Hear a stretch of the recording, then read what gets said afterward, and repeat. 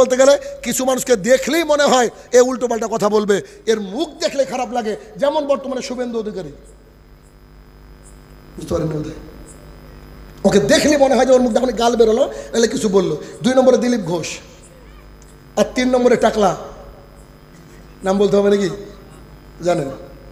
তাহলে কি এদেরকে দেখলেই চেহারার দিকে তাকিয়ে দেখবেন মনে হবে অকল্যাণ, দেখলে মনে হবে অকল্যাণ, এরা হচ্ছে ওই টাইপের লোক। তখন ওই ব্যক্তি বলবে আনা আমালোকা খবিস, আমি তোর খবিস আমল। দেখেন একবার যে 3 জনের নাম করলাম তাকে দেখেন চেহারার দিকে খবিসের মতো লাগে দেখতে। তা সবই আল্লাহর সৃষ্টি, কিন্তু লাগে কে ওর বকিরে ভাই? ওদের মধ্যে তো কল্যাণ আছে কি? এদের মধ্যে কোনো কল্যাণ নেই। আসেন তো, ভারত সরকার কি দরদ মুসলমানদের উপরে, গোটা পৃথিবী দেখছে মুসলমানদের উপরে ভারত সরকারের দরদ। যে মুসলমানের জন্য তারা দিন রাত পরিশ্রম করে রাত 2টার সময় বিল পাস করছে ওয়াকফ, রাত 2টার সময়। আসলে তো ভালোবাসে, তাই না? নাহলে রাজ্যে এভাবে বিল পাস করে?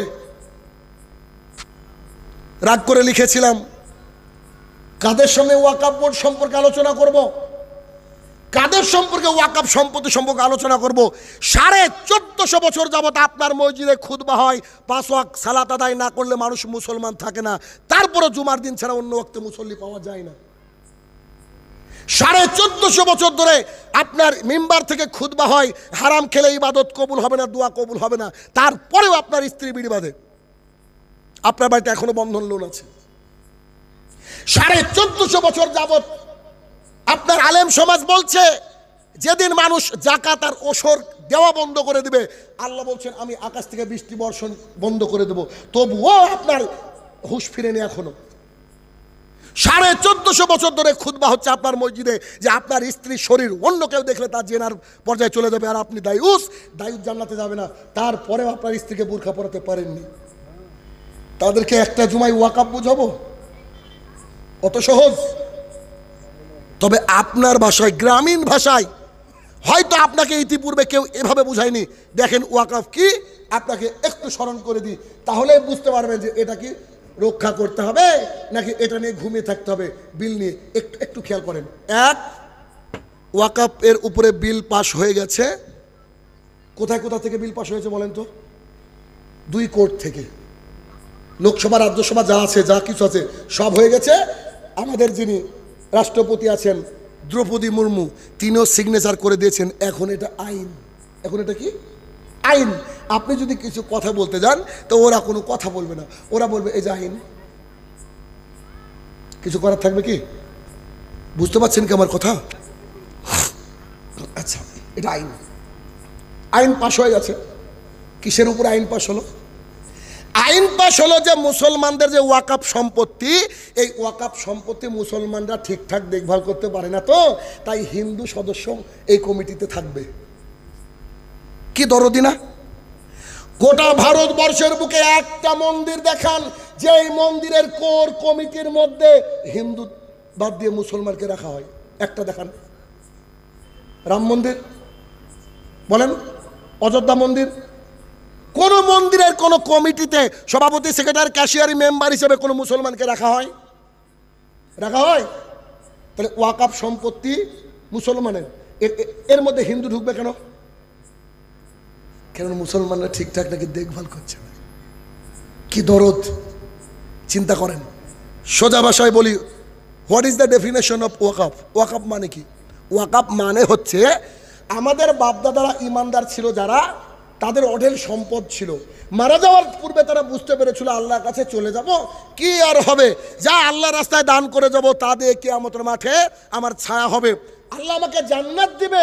এই জন্য তারা লক্ষ লক্ষ বিঘা সম্পদ আল্লাহকে দিয়ে গেছে। কাকে? কথা বলেন, কাকে দিয়েছে? আল্লাহ তাআলাকে। আল্লাহ তাআলা তো আসমান থেকে এসে মাটিতে এসে তিনি দেখভাল করবেন না। আল্লাহ সুবহানাহু ওয়া তাআলার প্রতিনিধি হিসেবে যারা ইমানদার মুসলিম, তারা এই সম্পদগুলোকে সংরক্ষণ করে, দেখভাল করে, এ থেকে যা আর্নিং আসে তা দিয়ে সংস্কারের কাজ করে। ওয়াকফ সম্পত্তি মানে কার সম্পত্তি হলে এখন বলেন তো? বলেন, একেবারে খাঁটি আমাদের বাপদাদার ইমানদারদের সম্পত্তি। সম্পদকে তো যে কেউ মানুষ দান করতে পারে না। এটাই আজকে বোধহয় আপনাদের আদায়ী জালসা বোধহয়। এখানে দেখেন মানুষ টাকা দিবে না, তো 5 টাকা 10 টাকা 20 টাকা দেবে, ঠিক না? কিন্তু যারা বেশি ইমানদার তারা বেশি টাকা দেয়। তো আমাদের বাপদাদা যারা ইমানদার ছিলেন তাদের সম্পদটা এত, সেটা আপনি কল্পনা করেন। 1 মিনিট, গোটা ভারতবর্ষে যত সম্পদ আছে, কি আছে? জমিন। কি আছে? জমিন। গোটা ভারতবর্ষে যত জমিন আছে, 1 নম্বরে সবচেয়ে বেশি জমিন যাদের হাতে আছে তারা হচ্ছে রেল ডিপার্টমেন্ট, রেল। 2 নম্বরে যাদের হাতে সবচেয়ে বেশি জমি আছে সেনাবাহিনী, ডিফেন্স, পুলিশ। 3 নম্বর আছে ওয়াকাফ। কল্পনা করতে পারছেন কি যে কত সম্পদ আছে? আমি কি বুঝাতে পারছি বক্তৃতা, নাকি উলোবনে মুক্ত ছড়াচ্ছি? হ্যাঁ হু কিছুই তো করেন না ভাইরা আমার। বুঝতে পারছেন কি? আপনি না বলতে আমার উপকার হবে না। তাহলে কি ভারতবর্ষের মধ্যে 3 নম্বর পজিশনে আছে আমাদের বাপদাদার দান করা সম্পদ। এই সম্পদ থেকে খালি পড়ে থাকে, ভাড়া দেওয়া থাকে, বা কিছু একটা আনাজ উৎপাদন হয়, যাই হোক না কেন, এখান থেকে 2020 থেকে 21 এই 1 বছরে আমাদের ওয়াকাফ সম্পদ থেকে আমাদের হাতে টাকা এসেছে মাত্র 104 কোটি। বুঝতে পেরেছেন ওয়াকাফ সম্পত্তি কত কত টাকা এসেছে? 104 কোটি। একটু বিলবালাদেরকে একটু পরে সাইজ করি, আগে একটু নিজেদের ব্যাপারে কথা বলি। যারা ওয়াকাফ বোর্ডের সাথে যুক্ত আছেন, যারা দেখভাল করেন, সবাই যে খালিদ বিন ওয়ালিদ, সবাই যে আবু হুরায়রা রাদিয়াল্লাহু তাআলা তা নয়, এর মধ্যে কিন্তু ওদবা সাহেবাও আছে। এটা আমাদের নিজের ঘরের কথা, এটা কেউ বলবেন আপনাকে, আমি বলছি। গোটা ভারতবর্ষের বুকে 5টা আপনি এমন মেডিকেল কলেজের নাম বলেন যেখানে মুসলমানদের বাচ্চাদের পড়াশোনা ফ্রি, একটাও পাবেন না। ওয়াকাফ কিচ্ছু করেনি, আঙুল চুষেছে। গোটা ভারতবর্ষের বুকে 5টা মাদ্রাসার নাম করেন যেখানে বাচ্চাদেরকে ফ্রি অফ কস্ট পড়ানো হয়, টাকা না নিয়ে। পারবেন? ওয়াকাফের সম্পত্তি গিলেছে এক শ্রেণীর মুসলমান। এরা নামকা বাস্তে মুসলমান, দিন রাত নিজের জমি বলে বিক্রি করেছে।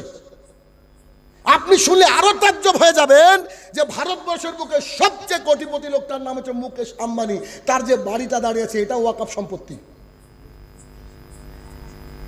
আমার বাবার জমির, আপনার বাবার জমির উপরে তার বাড়িটা দাঁড়িয়ে আছে। তারা কেন হস্তান্তর চাইছে? এগুলাকে টাকা পয়সা দিয়ে টিকিয়ে রাখার জন্য। আমাদের বাবার সম্পত্তির নাম হচ্ছে ওয়াকাফ সম্পত্তি। এই ওয়াকাফ সম্পত্তি দেখভাল করবে সে মুসলমান, চোর হোক আর ভালো হোক, তাদেরই তো সম্পদ। হয়তো আমাদের আম পাবলিকের উপকার হয়নি, হবে না, কথা বলছি, কিন্তু সম্পদ কার? আমার 5টা ছেলে, আপনার 10টা ছেলে, আমার 5টা ছেলে নয়, উদাহরণ দিচ্ছি। 5টা ছেলে, 2টো ছেলে মদ খেয়ে বেড়ায়, ওকে কি বাড়ির থেকে তাড়িয়ে দিব? তো ওয়াকাফের মধ্যে যারা আছে, কমিটির মধ্যে অনেকে চোর আছে, তো তাদেরকে কি আমরা তাড়িয়ে দিতে পারবো? তবুও তো তারা আমাদের ভাই। হ্যাঁ, তাদেরকে আমরা শুধরানোর চেষ্টা করব। তাই বলে কি ওই আমার ভাইয়ের উপরে রাগ করে সম্পদ কি হিন্দুদের হাতে দিব, ইহুদিদের হাতে দিব, খ্রিস্টানদের হাতে দিব? না। ভারতবর্ষের সরকার দেখলো সর্ববৃহৎ 3 নম্বর জমির মালিক হচ্ছে মুসলমানরা। আমরা যদি কবজা করতে পারি এই জমি আমরা নিব, নির্দ্বিধায় বিক্রি করবো, আর বিদেশ ভ্রমণ করবো, বেচবো, খাবো। এই সিদ্ধান্ত নিয়ে যে কোর্ট 5টার সময় বন্ধ হয়ে যায়, সেই কোর্ট রাত্রি 2টা পর্যন্ত চলে। একটু যদি মাথায় গোবর না থাকে তো বুঝতে পারবেন আমার কথা। রাত্রি 2টা পর্যন্ত চলে, ভোটে হেরে যায়। ওয়াকাফ সম্পত্তির দেখভাল এখন করবে জয় শ্রীরাম বালারা। তারা তো খুব ভালো, তাই না? তারা আচ্ছা, বিল পাস হয়ে গেছে, এখন তাদের ভূমিকা কি জানেন? কি মজা, দেখেন কি সুন্দর লাগবে আপনার শুনতে। আপনাদের যে ভেলিয়ান মাদ্রাসা, এই মাদ্রাসার একটা ডিড আছে না, ডিড? প্রত্যেক মাদ্রাসার মসজিদ এখন ডিড থাকে, ডিড, ট্রাস্ট বা ডিড, জানি না বুঝেন কিনা, দলিল দলিল দলিল। এখন হঠাৎ করে একদিন একটা গ্রুপ অফ পুলিশ আপনাদের এখানে এসে, মাদ্রাসা এসে বলছে, কে আছেন? হেড মুদারিস, জি আমি। কোথা থেকে আসছেন? ওয়াকাফ দেখভালের কমিটি আমরা। তিলক দেওয়া, নানান রঙের পোশাক। তো বলছে জি স্যার, জি স্যার বলুন। এটা ডিডটা দেখান, এই যে sir deed. Oh this is waqf property, so you have to leave right now. এটা হচ্ছে ওয়াকআপ সম্পদ। আপনাকে মাদ্রাসা থেকে তোলতাবড়া গুটান ভেঙে দেন মাদ্রাসা। তারা চারিদিক দিয়ে একটা লাল সুতো বেঁধে দিয়ে চলে যাবে, আর আমরা মুসলমানরা আঙুল চুষবো। এই আইন পাশ হয়েছে, বুঝতে পেরেছেন? এখনো বুঝতে পারেননি? দিল্লির জামা মসজিদ হাজারো মানুষ সালাত আদায় করে, একদিন এসে চারিদিকে লাল বর্ডার দিয়ে বলবে এটা ওয়াকফ সম্পত্তি, আমরা এখানে মসজিদ চাইছি না, আমরা এখানে একটা পার্ক তৈরি করব যাতে করে উন্নয়ন হয়। হাজার হাজার মাদ্রাসা ভারতবর্ষের বুকে আছে, লক্ষ লক্ষ মসজিদ ভারতবর্ষের বুকে আছে। সবচেয়ে দুঃখের হৃদয় বিদারক ঘটনা, আপনার এই গোরস্থানে এসে তারা বলবে এই গোরস্থান যে ওয়াকফ সম্পত্তি, আমরা এখানে একটা অন্য আয়োজন করব, যার যার লাশ আছে তুলে ফেলে দেন। আমার বাবাকে 3 দিন হলো দাফন করেছি, তারা আসার পর আমার ওই বাবার লাশকে আমাকে তুলে ফেলে দিতে হবে। কেন? আমার বাবার এই জমিটা না, এটা তাদের সম্পদ। এই বিল পাশ হয়েছে, আমি জানি না কি করবেন। তবে যারা হিংস্র পশুর মতো বর্বরতা দেখিয়ে রাস্তা অবরোধ করে আন্দোলন করছে, এরা আর যা হোক ভালো মুসলমান নয়। একটু আগে আমি আপনার আগের বক্তা যখন কথা বলছিল, ওই ভাইটা আমাকে সংবাদ দেখাচ্ছিল উমরপুরে ঘটনা, কিছুক্ষণ আগে সংবাদে লিখেছে পুলিশের গাড়ি ভাঙচুর করে জ্বালিয়ে দিয়ে রাস্তায় প্রতিবাদ মুসলমানের। নেন, হয়েছে তো হয়েছে, শক মিটে গেছে। এখন আপনার উপরে কি জারি হবে? কি বলে গে ওটাকে? কারফিউ। কারফিউ একটা কত ধারা আছে, 444 নাকি কি বলে। তো 444 মানে আপনার এখন বাজার করাও বন্ধ, চাল আলু যা কিনেছেন ওটা নিয়ে খান। আমি যখন আপনার এখানে আসছি, আমাদের ওখানে আস্তে আস্তে একটা জায়গা নাম না করি, সেখানে প্রায় 1 ঘন্টা দাঁড়িয়ে, কেন? মুসলমানরা ওয়াকফ বিল নিয়ে আন্দোলন করছে। আসার সময় আমি দাঁড়িয়ে ঘেমে নিয়ে গাড়ির মধ্যে বসে আছি, আর মুসলমানরা মাথায় টুপি পরেছে, নতুন কিনা একেবারে ফ্রেশ, বিকজ তারা মসজিদে যায় না, নতুন একবারে টুপি কিনেছে, আর কেউ কেউ বিড়ি টানছে রাস্তার বুকে। আরে কি মুসলমান, এরাই তো আসল মুসলমান, এরাই তো আসল মুসলমান। আমরা তো পাগল মুসলমান, আমরা শুধু আল্লাহ আল্লাহ করে মসজিদে গিয়ে, এরাই আসল মুসলমান। এইভাবে রাস্তা অবরোধ করা হারাম, জাতীয় সম্পদ নষ্ট করা হারাম। প্রশাসন নয়, একটা খেলনা গাড়িও রাস্তায় পুড়িয়ে দেওয়া জায়েজ নয়। কি করতে হবে? আপনি হাইকোর্টের দ্বারস্থ হওয়ার জন্য এলাকা থেকে বুদ্ধিজীবীদের নিয়ে বসেন, মসজিদে বসেন, মাস পিটিশন, বুঝেন কি, গোটা ভারতবর্ষে মুসলমানদের স্বাক্ষর কালেক্ট করেন, এই বিলকে আমরা মানছি না, মানবো না বলে হেডিং একটা ইংরেজিতে লিখে গোটা ভারতবর্ষে সমস্ত মুসলমানের সিগনেচার করে হাইকোর্টে চলে যান, যে যে কোর্ট আছে সেখানে চলে যান। নিশ্চিত এই দেশের বুকে তারা বাতিল করতে বাধ্য। কিন্তু মুসলমানরা, কিছু আবেগে মুসলমানরা রাস্তায় যেভাবে যে যাক শুরু করেছে, খুব অল্প দিনে এমন কিছু জারি করে দেবে সরকার, এখন অস্তমিত হয়ে যাবে। অস্তমিত হয়ে যাওয়ার পর কিছুদিন পর কি হবে? শেষ, আর কিছু বলার থাকবে না। ঠিক যেমন করে যেই অনারেবল জাস্টিস, ঘৃণাও লাগছে কথাটা বলতে, অনারেবল বলছি কেন, কিন্তু বলতে হয় নাকি, যে বিচারপতি বাবরির রায় দিচ্ছে, পরের দিন নাকি তার রিটায়ারমেন্ট।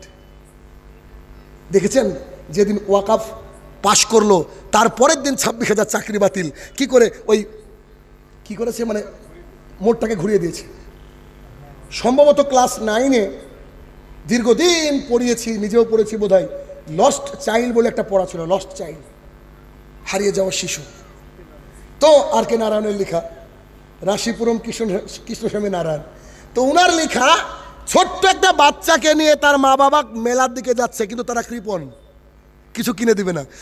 লাইন দিয়ে যখন গাড়ি দেখছে বাচ্চা, তখন বাচ্চা বলছে mummy I want that toy, আমি ওই খেলনাটা চাই। তখন ওর মা বাবা বলছে come child come, look what is in front of you, বেটা আসো আসো আসো, তোমার সামনে কি আছে দেখো।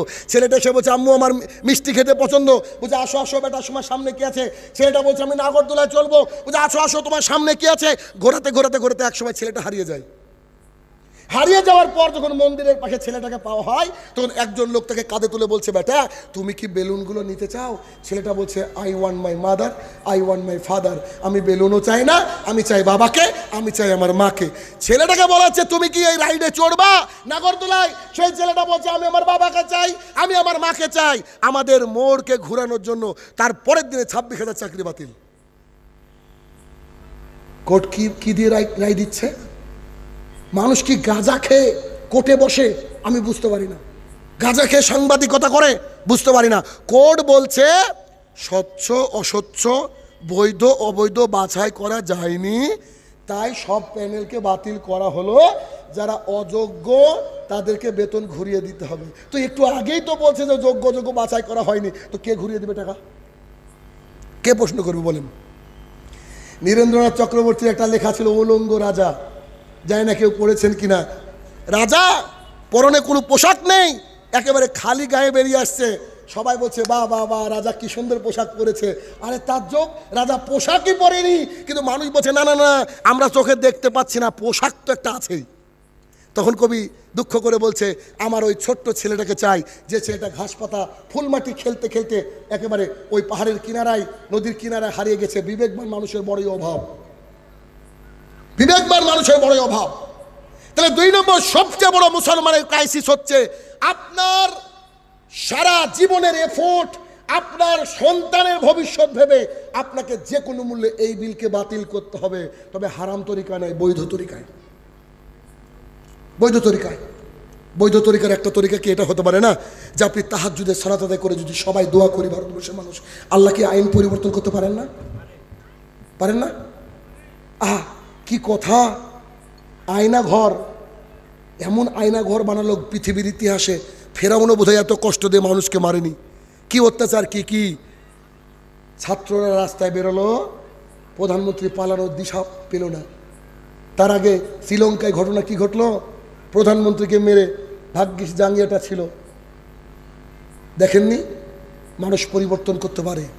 তবে আমরা তাদের রাস্তার কথা বলছি না, আমরা বলছি অন্তত পক্ষে আপনার নিজের ঈমান নিয়ে চিন্তা করুন। আপনার ছেলের ভবিষ্যৎ, মেয়ের ভবিষ্যৎ, নাতি নাতনির ভবিষ্যৎ যদি ভালো চান, তাহলে আপনাকে ওয়াকফ বিলকে বাতিল করার চেষ্টা করতে হবে বৈধ পদ্ধতিতে, রাস্তা অবরোধ করে নয়, বুদ্ধিজীবীদের পরামর্শ নিয়ে।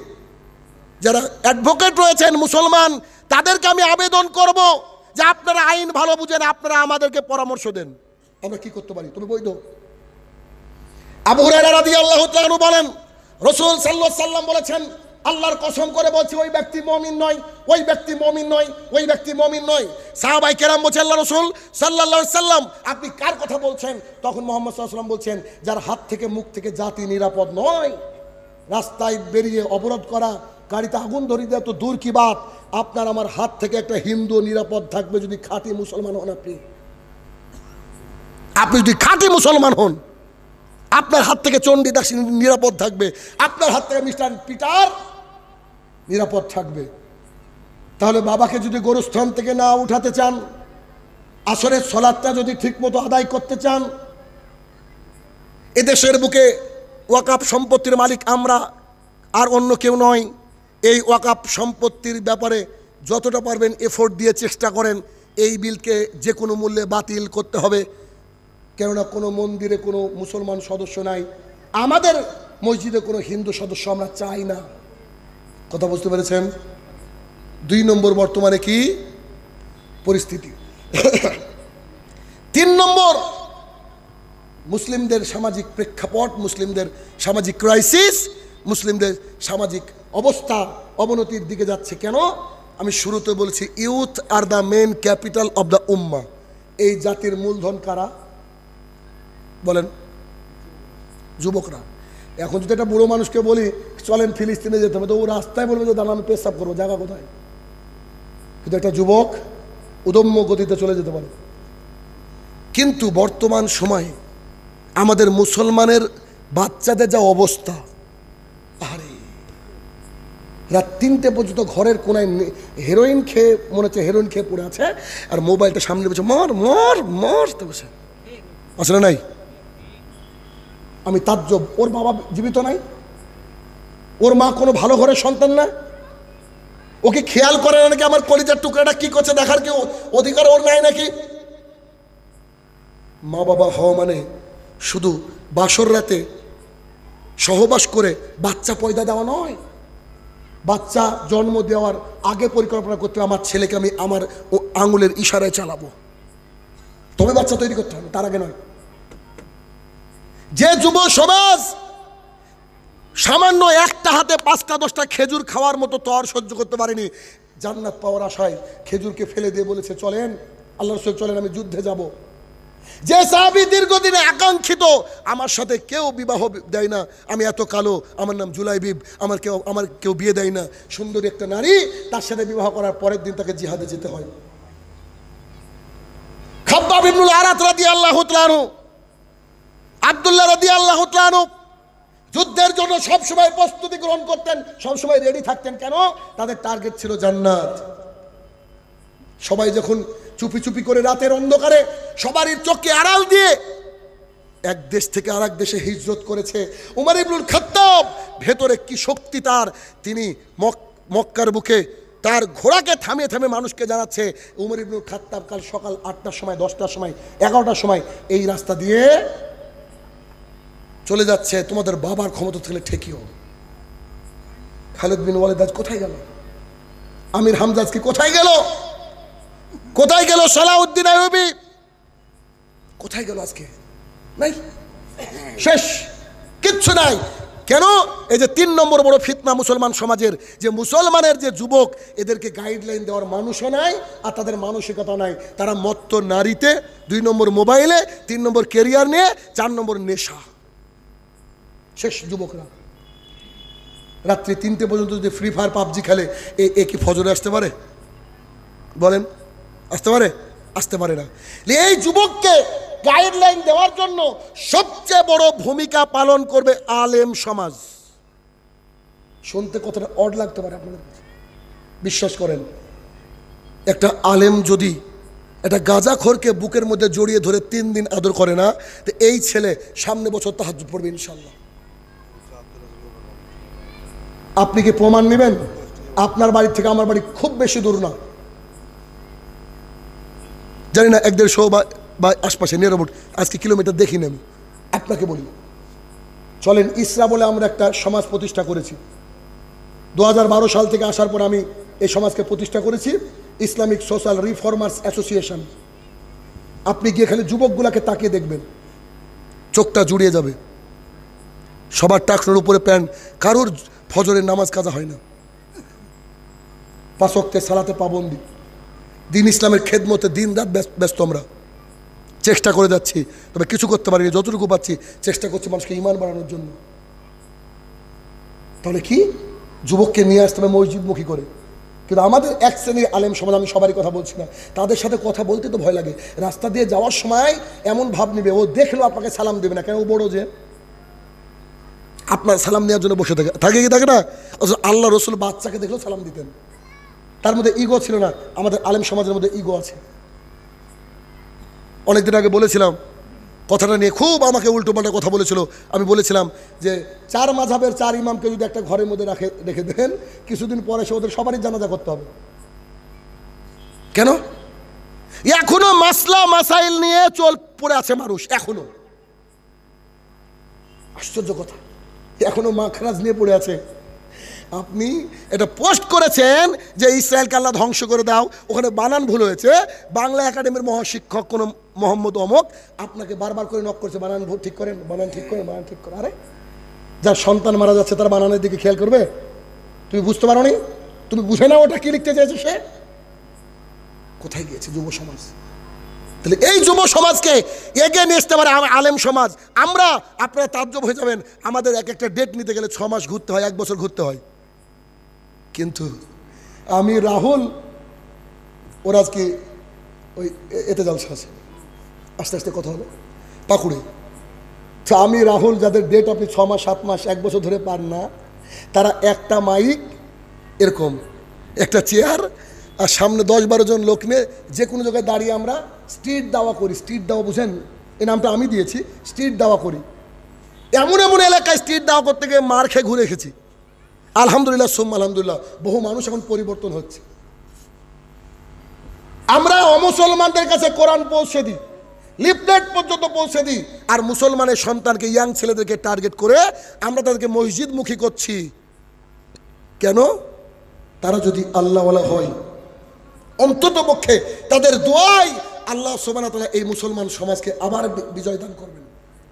আল্লাহ সুবহানাহু ওয়া তাআলা কোরআনুল কারীমের মধ্যে বলেছে, তোমরা মুমিন হও, আমি তোমাদেরকে দায়িত্ব দিব। মুমিন আছি আমরা? হ্যাঁ, সকালবেলায় উঠে দাড়ি চেঁচে ফেলে দিচ্ছি, বলছে আমি মুমিন। একটা ফেসবুকের পোস্টে দেখলাম 3 লক্ষ কতজন লোক বলছে আমি জিহাদে যেতে চাই। এরা কেউ ফজরে যায় না, বলছে জিহাদে যেতে চাই। কি বলছেন আপনি? সবকিছু ফেক চলছে, ফেক দুনিয়ায়। অতএব 3 নম্বর, যুব সমাজকে ইসলামের শিক্ষায় শিক্ষিত করতে হবে, যাতে করে নেশাদার দ্রব্য পান থেকে দূরে থাকে, নারী থেকে দূরে থাকে, এবং তাদের বন্ধু যারা চয়েস করেছে এই বন্ধু থেকে আপনাকে দূরে রাখতে হবে। ভালো বন্ধু দিতে হবে, দাড়িওয়ালা টুপিওয়ালা বন্ধুর সাথ ধরে দিতে হবে। প্রয়োজন যদি সম্ভব যদি হয় হাতের মোবাইলটা কেড়ে নিতে হবে। এটা যে খুব খারাপ একটা জিনিস, সমাজকে একেবারে ধ্বংস করে ফেলছে। উপকার আছে কথা সত্য, কিন্তু মদের মতো 10 উপকার থাকলেও 90 ক্ষতি, মানে হারাম বর্তমান পরিস্থিতি। তাহলে কি করবেন? 3 নম্বর ক্রাইসিস, যুবকদেরকে কি করতে হবে? জাগিয়ে নিতে হবে। যুবকদেরকে জাগিয়ে নিতে হবে। যুবকদেরকে যদি জাগান, আল্লাহি আল্লাহর কসম করে বলছি, আবারও মুসলমানদের হাতে আল্লাহ সুবহানাহু ওয়া তাআলা ক্ষমতা দিবে। সেদিনও দুঃখের বিষয়, জয় শ্রীরাম যারা বলবে সেদিনও পৃথিবীতে শান্তিতে বসবাস করবে। কেন? আবু হুরায়রা বর্ণিত আগের হাদিস, একজন মুসলমানের হাত থেকে সবাই বলেন নিরাপদ। 3 নম্বর বর্তমানে মুসলমানদের পরিস্থিতি। 4 নম্বর পরিস্থিতি, 4 নম্বর ভয়াবহ অবস্থান বর্তমান সময়ে, ইহুদি খ্রিস্টানের কালচার। আপনার আমার সবার বাড়িতে কোনো নারীর পর্দা নাই, ভেলিয়ান এটা। বলেন তো এই গ্রামে কত % মহিলারা বোরকা পরে? কত %? 5%। মানে 100-তে 5 জন নারী বোরকা পরে, 100-তে 5 জন নারী, আর 95 জনের বউ হচ্ছে পাবলিক প্রপার্টি। কিছু সার দেখেন না বাজারে, ফলমূল খায়, ঘুরে বেড়ায়, ওর কোনো মালিক নাই, এরকম নাকি? এরকম? আপনি কি জানেন না যে পর্দা করা ফরজ? আল্লাহ রাসূল কি আপনাকে বলেননি যে আমার সেরা শাবাব? এই যুবকের দল শোনো, তোমার যদি ক্ষমতা থাকে তাহলে তুমি বিয়ে করো, আর যদি ক্ষমতা না থাকে রোজা করো, সিয়াম পালন করো। কেন? আচ্ছা, মুসলমানদের বর্তমান পরিস্থিতির মধ্যে 4 নম্বরে মহিলা কেন নিয়ে আসলাম? এই জন্য নিয়ে আসলাম, আল্লাহ রসুল সাল্লাল্লাহু আলাইহি সাল্লাম বলছেন, ও আমার সাহাবীরা, তোমরা নারী ফিতনা থেকে বেঁচে থাকো। কেন? বনী ইসরায়েলদের মধ্যে প্রথম পাপ সংগঠিত হয়েছিল নারীকে কেন্দ্র করে। 1 নম্বর। 2 নম্বর, মিস্টার সালাডিন, একজন বিখ্যাত ব্যক্তিত্ব, আমি জানি না উনি কে, তিনি বলছেন, if you want to destroy your society without war food there adultery, তোমরা যদি একটা সমাজকে ধ্বংস করতে চাও তাহলে একজন নারীর পোশাক খুলে নাও। কলকাতার অলিতে গলিতে 100 টাকা, 200 টাকা, 5,000, 10,000 টাকার বিনিময়ে দেহ বিক্রি করে, যাদেরকে আমরা বলি যৌনকর্মী, আছে না নাই? কিন্তু আপনার আমার ঘরের মেয়েরা টিকটকে শর্ট রিলস ভিডিওতে তাদের যৌবন বিক্রি করছে। এরাও বেশ্যা, ওরাও বেশ্যা, ওরা টাকা পায় আর এরা লাইক আর কমেন্ট পায়। বলছে আমার নাম মোসাম্মদ সেলিনা বিবি, আস্তাগফিরুল্লাহ ওয়া আতুবু ইলাইহি, মুসলমানের সন্তান। আবু হুরায়রা রাদিয়াল্লাহু তাআলা আনহু বলেন, রাসূল সাল্লাল্লাহু আলাইহি সাল্লাম বলেছেন, গোটা পৃথিবীটা হচ্ছে সম্পদ, তার মধ্যে উন্নততর সম্পদের নাম হচ্ছে আলমারাতুস সালেহা, নেককার বউ। কজনের নেককার বউ আছে? কজনের মেয়েকে পরিপূর্ণ পর্দা করানো হয়? দেখেন, এটা বাস্তু সিস্টেমের মতো। নারী উলঙ্গ, ইয়াং ছেলে তার পিছনে পড়বে নাকি বয়স্ক? বলেন, ইয়াং ছেলে। তাহলে নারী যদি উলঙ্গ থাকে তো ইয়াং ছেলে ধ্বংস হয়ে গেল। আর শুরুতে বলেছি, আজকে বক্তৃতার মধ্যে 2 বার বলেছি যে যুবকরা হচ্ছে আমাদের মূলধন। তাহলে মূলধন কোথায় আটকে গেছে? নারীর কাছে। তো নারীকে নিয়ে পড়ে আছে, তাহলে সমাজের কি হবে? তখন কিছু বুড়ো মানুষ থাকবে, আর বুড়ো মানুষের কাছে নতুন কিছু কথা মনে হবে, তারা তো পড়াশোনা করে না। যখনই কোনো কথা বলতে যাবে, তোমাদের নতুন নতুন হাদিস আমরা মানি না, এ কথা বলবে। এক শ্রেণীর বুড়ো মানুষ আছে, এরা যে আবার কোন শ্রেণীর ভাইরাস, করোনা নাকি আল্লাহ জানে কত কোন শ্রেণীর ভাইরাস, এরা জালসা করতেও দিবে না, আবার না করলেও কথা শোনাবে, আছে না নাই? মানে এরা এমন এক শ্রেণীর হয়েছে যে যুবকদেরকে এরা ডিমোটিভেট করেন। দলিল নেবেন, যাদের একটু দাড়ি পেকে গেছে তাদের খারাপ লাগছে, দলিল নেন। একটা ছেলে হঠাৎ করে বিড়ি খেয়ে বেড়াতো, হঠাৎ করে কারো বক্তৃতা শুনে দাড়ি রেখেছে, টাকনুর উপরে প্যান্ট, ও মসজিদের দিকে যাচ্ছে, আর ওই চায়ের দোকানে বসে দাদু যে আসে, দাদু বসে আছে, দাদু কি গ্রামীণ মুখে দাদু বলে না, দাদু, তো দাদু বলছে বাবা বাপ মৌলবি কবে হলা? ওই ছেলে 3 দিন পরে দাড়ি চেয়েছেন, আমার ছেড়ে দেবে, আসলে নাই? দাড়ি রাখার পরে একটা দাড়ি পাকাওয়ালা লোক বলছে, তুমি কি এই বসে দাড়ি রাখলা? জি চাচা রাখলাম তো, দাদা রাখলাম তো। তুমি কি মেয়ে পাবা? লোকে তোমার কাছে বিয়ে দিবে কি? এই আলোচনার মধ্যে এইটা আনার কারণ, একটা মুসলমানের যুবক সমাজকে বিপথে পরিচালনা করার জন্য দায়ী আমরা নিজেরা। আমরা মানে আপনারা, বয়স্ক, আমার বয়সও বেশি না। উদাহরণ দিয়ে বলতে চাইছি আপনাকে, যে মুসলমানের বাচ্চা সকাল থেকে সন্ধ্যা পর্যন্ত না খেয়ে, কিছু না খেলে, না নেশাদার দ্রব্য পান করে 29টা রোজা করতে পারে, ওরা চাইলে পৃথিবী পরিবর্তন করতে পারে। কিন্তু ওদের সামনে সিলেবাস খোলা নাই, ওরা জানে না কোন দিকে যাব। ওরা শুধু পেয়েছে ট্রেজার আর এনএফটি, লাখ টাকার মালিক হয়ে যাবো আপনি, পরের দিন দেখছে স্ক্যাম, যা শেষ। ও জানেও না যে this is spongy scheme. Spongy scheme বুঝেন? অন্য কোনো দিন আসলে বোঝাবো, এখন বুঝে লাভ নাই। তবে এখান থেকে বেঁচে থাকেন, ঝামেলা শেষ। তাহলে কি 4 নম্বর মহাফেতনা কি আসছে আমাদের? যুবকরা দিনের পথে না এসে বেদিনের পথে ফিরে যাচ্ছে, আর অনেক যুবক নাস্তিক হয়ে যাচ্ছে। নাস্তিক কি বলছে? There is no god at all, কোনো আল্লাহ ঈশ্বর কেউ নাই। অথচ আপনি হয়তো চিনবেন, আপনি হয়তো নামটা শুনবেন যে মোহাম্মদ আলী বক্সিং চ্যাম্পিয়ন ছিলেন। উনি শুনেছেন? মোহাম্মদ আলী যখন দেখলেন তার জাত, তার গোত্রটা এত ছোট, তিনি এত বড় একটা বিখ্যাত মানুষ হওয়ার পরেও তার জাত ছোট, তাই তাকে বিভিন্ন মন্দিরে ঢুকতে দেওয়া হয় না, ভালো ভালো মজলিসে বসতে দেওয়া হয় না, অপমান করা আর চোখে দেখানো হয়। তিনি খুঁজতে খুঁজতে খুঁজতে দেখলেন কোন ধর্মের মধ্যে সমস্ত মানুষকে সমান অধিকার দেওয়া হয়েছে। তিনি দেখলেন ইসলাম। তিনি ইসলাম কবুল করলেন।